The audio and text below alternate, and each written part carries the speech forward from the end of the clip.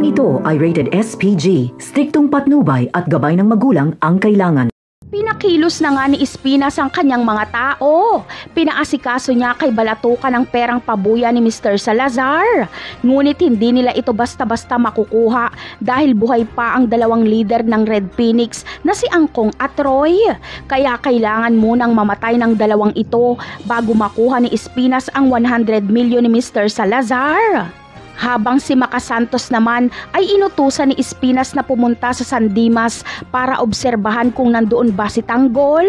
Nauubusan na kasi ng pasensya si Espinas at naniniwala na siyang tumakas nga si Tanggol at isinama si Bubbles. May inutusan na rin si Espinas na hanapin ang ospital kung saan nagpapagaling si Angkong at Roy.